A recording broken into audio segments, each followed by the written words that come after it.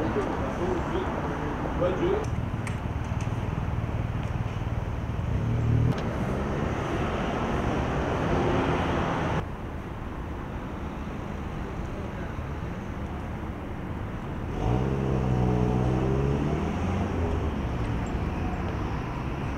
12th August 2008 ceasefire agreement and resolve de facto authorities of Georgia's occupied territories of occupation and annexation. Within the both working groups, Georgia will continue making use of all the resources. We have a positive exchange on this item and we are hopeful of efforts to make maximum use of this international forum.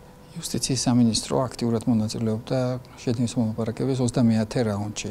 კერძოდ, ჩვენი ჩართულობა განსაკუთრებით ინტენსიური იყო, რაც შეეხება ძალის სამართლებრივად მავალდებულებელი განცხადების გაკეთების საკითხების გადაწყვეტაში, ასევე ჩვენი ჩართულობა იყო საგრძნობი და მნიშვნელოვანი მეორე სამუშაო ჯგუფის ფორმატში, სადაც ჩვენ წამოვჭერით და პრინციპულად დავაყენეთ საკითხები იმ უარყოფითი შედეგების მიხედვით, რაც მოაქვს იმ პროცესებს და დაკავშირებულია სოხუმსა და მოსკოვს შორის ბოლო დროს გაფორმებულ ეგრეთ წოდებულ შეთანხმებასთან. ამასთან ერთად პრინციპულად იქნა განხილული იძულებით გადაადგილებული პირების დაბრუნების საკითხი და ასევე ჩვენ ვიყავით ჩართულები კულტურული მემკვიდრეობის საკითხების თაობაზე მოლაპარაკებებში. ყველა ეს საკითხები პრინციპულად დავსვით და გავიარეთ და ამასთან ერთად განსაკუთრებით აღსანიშნავია, რომ ბოლო დროს განვითარებული მოვლენების ფონზე კვლავ წამოვჭერით და ეს კეთდება იქ ესეთი კონფლიქტის ზონაში მცხოვრები მოსახლეობის დაცვის თვალსაზრისით კვლავ წამოვჭერით კონფლიქტის ზონაში გაეროს ადამიანის უფლებათა კომისრის ეგიდით ადამიანის უფლებათა ტექნიკური მისიის მოწვევის საკითხი.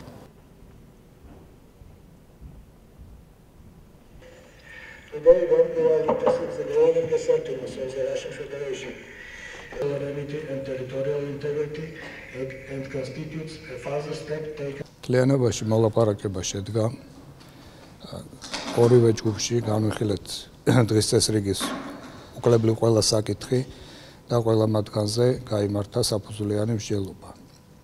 მათ შორის ისეთ საკითხებზე, ისეთ პრინციპულ საკითხებზე, რომელიც არის პრიორიტეტული ქართული მხარისთვის. ეს არის ეგრეთ წოდებული ხელშეკრულება რუსეთსა და სოხუმსა და მოსკოვს შორის. ეს არის ძალის არ გამოყენების ვალდებულება რუსეთის ფედერაციის მხრიდან.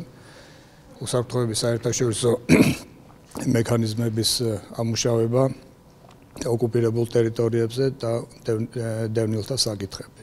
ყველა მათგანზე გაიმართა საფუძვლიანი მსჯელობა.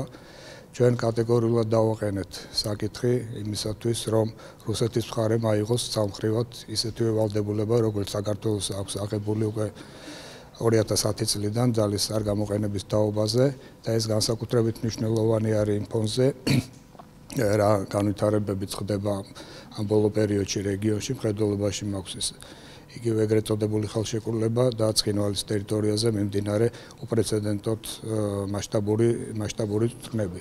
აგრეთვე აღნიშნეთ ის, რომ ეს ვალდებულების აღებაც არ არის გარანტია უსაფრთხოებისა, იმიტომ რომ ჩვენ ხედავთ, რომ ძალის გამოყენების გარეშე შეიძლება ეფექტური